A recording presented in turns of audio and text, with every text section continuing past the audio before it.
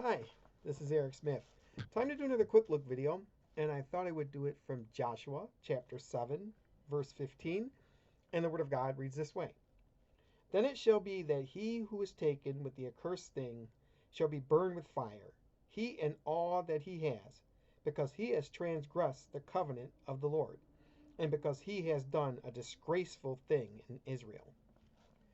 In chapter 7 of Joshua, you have the account of Joshua leading the children of Israel against the nation, against Ai. In chapter 6, you see that they had just defeated Jericho. It's that wonderful account of them walking around and then the walls of Jericho fall down. We know all about that. We hear that story even in the Sunday schools. But in chapter 7, you had the nation of Israel going against the city of Ai, and they lost that battle. And Joshua was so distraught about that, he cried out to the Lord. It's like, Lord, paraphrasing here, basically, we're losing. We outnumber them, and we're losing this battle. The nations, the pagan nations around us, are going to see that, and It's a shame that we're losing, and they're going to see that we're losing, and that you're not with us, so to speak. And then the Lord spoke to Joshua and told him to get up. There's a reason why this was happening, because there was iniquity in the nation of Israel among the people. Someone had taken an accursed thing. In other words, someone had taken something that they shouldn't have taken, and they were concealing it, and this was actually cursing Israel. So God was giving Joshua his marching orders about how to handle this.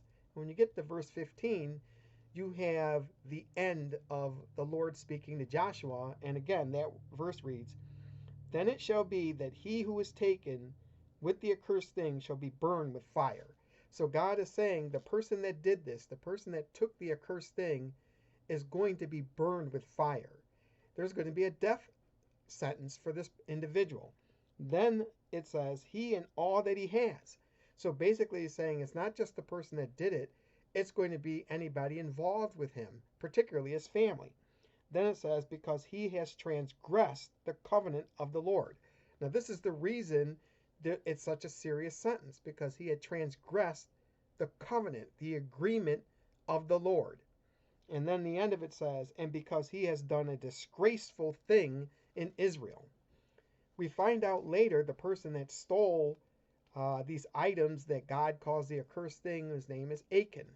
And when Joshua confronts him and tells him that he needs to confess, you go to verse 21, and Achan says this, When I saw among the spoils a beautiful Babylonian garment, 200 shekels of silver, and a wedge of gold weighing 15 shekels, I coveted them and took them, and there they are, hidden in the earth in the midst of my tent with the silver under it.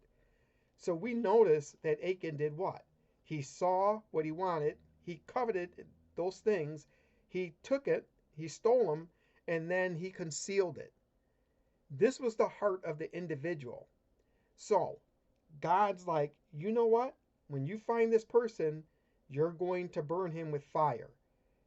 He was sentenced to death, he was stoned to death, and then he was burned, as well as his family.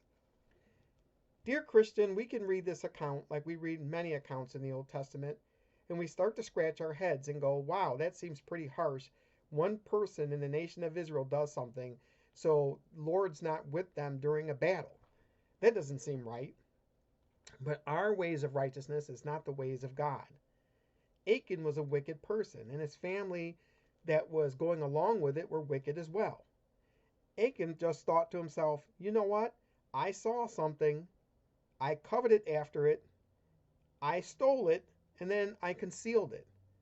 He had a heart of wickedness. And when you have a heart of wickedness that is so bold to take from the spoils from the previous battle and try to keep it for yourself, it could grow and just spread like a cancer. So even though we're seeing that one incident, we have to understand that it grows. And God was not going to let that happen. And it was a lesson to the nation of Israel that they needed to what? Keep his covenant. That they should know that his covenant is a wonderful covenant, and that if they do the thing that Achan did, it was a disgraceful thing in Israel. They were to be the people of God, the children of God, and they are supposed to follow the holy ways of God and not act like the pagans. And sometimes when you did things like that in the theocracy of God in the Old Testament, sometimes there was a death penalty for it. Even though we live in the church age now, we have to understand the seriousness of the holiness of God and the covenant he makes with his people. So this is Joshua chapter 7, verse 15. I just wanted to do a quick look to remind you, Christian, that when you see these tough verses to read, we can't look at it through our own perspective. We can't look at it through our own subjective view of morality. We have to understand that God has a righteous way, and sometimes when we violate that righteous way, sometimes the punishment can be super serious. Sometimes God can have grace, and then sometimes he can sentence you to death. As always, if the videos on this channel have encouraged your Christian walk and edified you in any way whatsoever, but you have not subscribed to my channel yet and you want to, hit the button. If you want to leave any comments, please do so, but please don't be snarky. Please do not be profane. We want to be Christ-like in everything we say and do. And until we do another quick look, don't let the verses in the Old Testament that kind of make you feel uncomfortable or that you don't think is right or you don't understand stop you from giving praise, honor, and glory to the righteous, holy, and good God. Because God's righteousness and goodness and his ways are not measured by our ways. God is the beginning and end of all goodness and of all morality. And if he says something is wrong and there's a punishment for it, we shouldn't question it. We should understand who the Lord is and in who we are. Thank you for listening. Thank you for watching, and God bless.